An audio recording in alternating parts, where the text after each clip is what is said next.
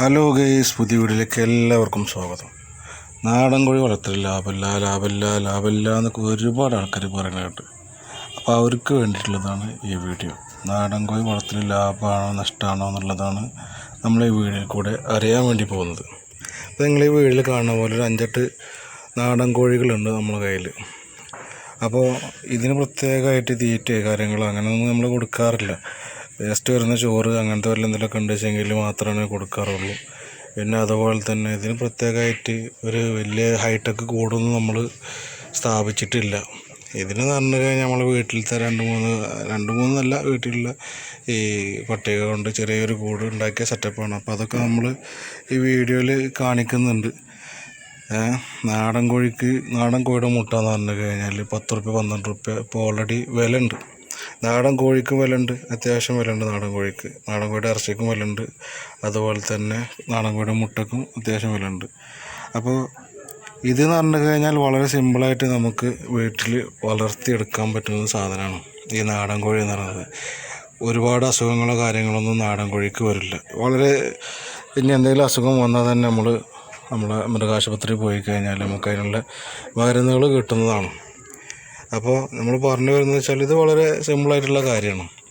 ഒരുപാട് ബുദ്ധിമുട്ട് ആർക്കും ചെയ്യാൻ പറ്റുന്നൊരു കാര്യമാണ്. ചെറിയൊരു കൂട് സെറ്റപ്പ് ഉണ്ടാക്കിയിട്ട് അതിലൊരു 5-8 കോഴിനെ വെച്ച് കഴിഞ്ഞാൽ നമുക്ക് വീട്ടിലത്തെ ആവശ്യത്തിന് കോഴിമുട്ട കിട്ടും. അതുപോലെ തന്നെ നമുക്ക് പുറത്ത് വിൽക്കാനും പറ്റും. ഇനി അതല്ല, ഒരു ഫാം പോലെ തുടങ്ങിയിട്ട് വലിയൊരു ബിസിനസ് ആക്കാനും പറ്റിയൊരു സംഭവമാണത്.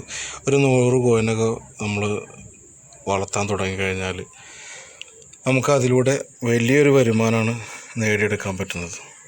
ഇതിപ്പോൾ നമ്മളെ വീട്ടിലുള്ളൊരു ചെറിയൊരു സെറ്റപ്പ് മാത്രമാണ്. നമ്മൾ ഇതിൻ്റെ കൂടും കാര്യങ്ങളൊക്കെ വീഡിയോയിൽ നമ്മൾ കാണിക്കും. കാരണം ഇത് നമുക്കുണ്ടായ അനുഭവം മാത്രമാണ് നമ്മൾ വീഡിയോയിൽ കൂടെ പറയാറുള്ളത്. അത് പോത്തിൻ്റെ ആയാലും ആടിൻ്റെ ആയാലും കോഴിയുടേതായാലും. നാടൻ കോഴി വളർത്തുക എന്ന് പറഞ്ഞു കഴിഞ്ഞാൽ ഒരു രസമുള്ള കാര്യമാണ്. വീട്ടിലൊരു മൃഗത്തെ അല്ലെങ്കിൽ ഒരു കോഴിനെയൊക്കെ വളർത്തുക എന്ന് പറയുന്നത് നല്ല രസമുള്ള കാര്യമാണ്. നമ്മൾക്ക് സമയം പോകാനും അതുപോലെ തന്നെ അവരുമായിട്ട് കുറച്ച് സമയം ചിലവഴിക്കാനൊക്കെ ഒരു രസം തന്നെയാണ്. ഇതുങ്ങളൊക്കെ കാണുമ്പോൾ വീട്ടിലൊരു സന്തോഷമാണ്, മക്കൾക്കായാലും നമുക്കായാലും. അപ്പോൾ ഇതിൽ പ്രത്യേകമായിട്ടൊരു കാര്യങ്ങളൊന്നും വരുന്നില്ല. 10-12 റുപ്യ നമുക്ക് കോഴിമുട്ടമ്മ ലാഭമല്ല, അതിൻ്റെ വില അതാണ്. 12 റുപ്യ 10 റുപ്യ വില ഉണ്ട്. വല്ല പഴകിയ അരിയ അല്ലെങ്കിൽ തലേ ദിവസത്തെ ചോറ അങ്ങനത്തെ സംഭവങ്ങളൊക്കെ വെച്ച് കൊടുത്താൽ മതി. പ്രത്യേകമായിട്ട് ഒരു ചിലവുമില്ല. തൊടിയിലും മറ്റുള്ളതിലൊക്കെ പോയിട്ട് നിങ്ങൾ എന്ത് ചെയ്യും, ഈ പുല്ല് സാധനങ്ങളൊക്കെ അതും തിന്നും. പിന്നെ ഈ മണ്ണ് ചിക്കി പറക്കിയിട്ട് ഈ ഇരയും കാര്യങ്ങളൊക്കെ പ്രാണികളൊക്കെ അതും തിന്നും. അപ്പോൾ നമ്മൾ കൂടാണ് നമ്മൾ കാണിക്കാൻ പോകുന്നത്. ഇതാണ് നമ്മളതിൻ്റെ കൂട്. ചെറിയ സെറ്റപ്പ് കൂട് എന്ന് പറഞ്ഞു കഴിഞ്ഞാൽ ഈ മൃഗങ്ങളൊന്നും ശല്യം ഉണ്ടാവാത്ത ലെവലിൽ ഒരു ചെറിയൊരു കൂട് ആണയൊക്കെ അടിച്ച് സെറ്റാക്കിയ കൂട്. ഇതിനൊന്നും ഒരുപാട് ചിലവ് കാര്യങ്ങളോ അല്ലെങ്കിൽ ഒന്നുമില്ല.